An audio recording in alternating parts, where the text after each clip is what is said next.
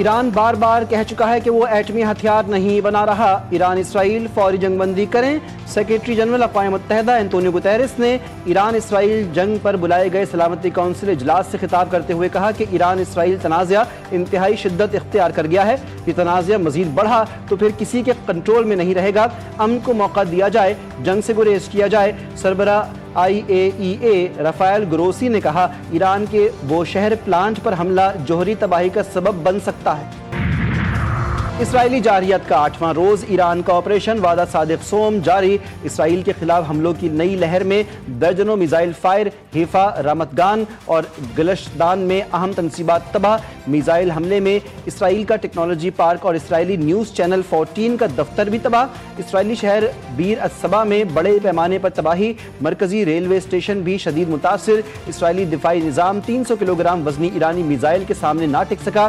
رافائل advance defence system سمیت دیگر حساس تنصیبات کو بھی نشانہ بنایا گیا۔ ہم نے پاکستان، امن، کشمیر اور سندھو کا پیغام دنیا تک پہنچایا۔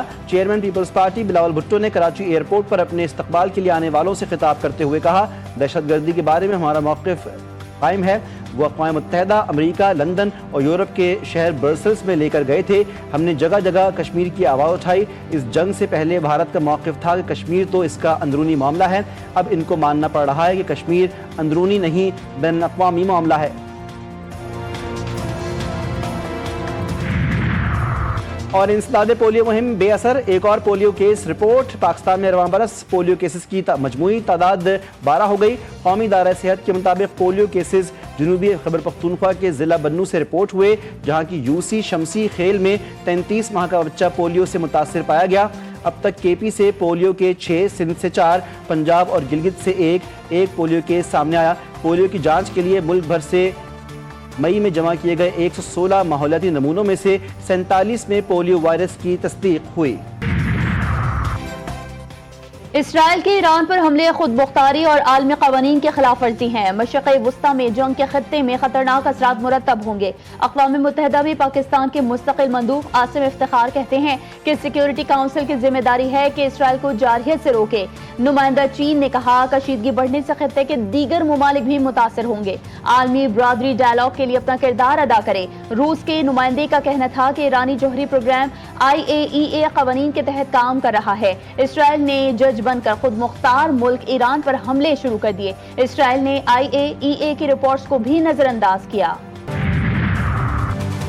ایران اسرائیل کشیدگی، جرمنی، فرانس، برطانیہ، یورپی یونین اور ایران کے درمیان مذاکرات، جوہری پروگرام اور اسرائیل سے کشیدگی پر بات چیت۔ اسرائیل نے بلا جواز جنگ مسلط کی، پوری طاقت کے ساتھ اپنی علاقائی سالمیت اور خود مختاری کا دفاع کرنے کے لیے پرعزم ہے۔ ایرانی وزیر خارجہ عباس عراقچی کا انسانی حقوق کونسل سے خطاب، بولے اسرائیل کو اقوام متحدہ کے چارٹر کے مطابق جواب دے رہے ہیں۔ اپنی خود مختاری کی حفاظت کرنا ہمارا بنیادی حق ہے۔ عالمی برادری کو صہیونی دہشت گردی کے مکمل خاتمے کی ضمانت دینی ہے۔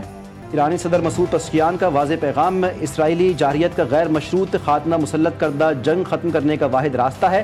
ہم نے ہمیشہ امن، سکون اور استحکام کی کوشش کی۔ موجودہ حالات میں مسلط کردہ جنگ کا واحد حل یہ ہے کہ دشمن کی جارحیت کو بلا شرط روکا جائے۔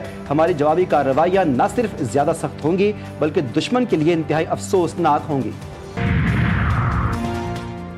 فوری جنگ بندی کی جائے، چینی صدر کا پھر ایران اسرائیل جنگ بندی کا مطالبہ۔ چینی صدر نے 4 تجاویز پیش کر دی۔ کہتے ہیں شہریوں کا تحفظ ترجیحی طور پر یقینی بنایا جائے۔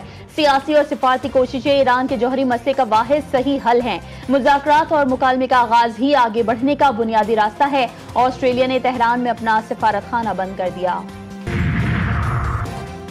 پاکستان مشرق وسطی میں امن کی ہر کوشش میں تعمیری کردار ادا کرنے کو تیار۔ وزیر اعظم شہباز شریف اور امریکی وزیر خارجہ کے درمیان ٹیلی فونک رابطہ۔ ایران اسرائیل جنگ پر تبادلہ خیال۔ وزیر اعظم کا ایران اسرائیل بحران کے پرامن حل کی ضرورت پر زور۔ شہباز شریف بولے ٹرمپ کے پاکستان سے متعلق مثبت بیانات جنوبی ایشیا میں امن کے لیے حوصلہ افزا ہیں۔ پاکستان بھارت سے تمام تصفیہ طلب امور پر بامعنی مذاکرات کے لیے تیار ہے۔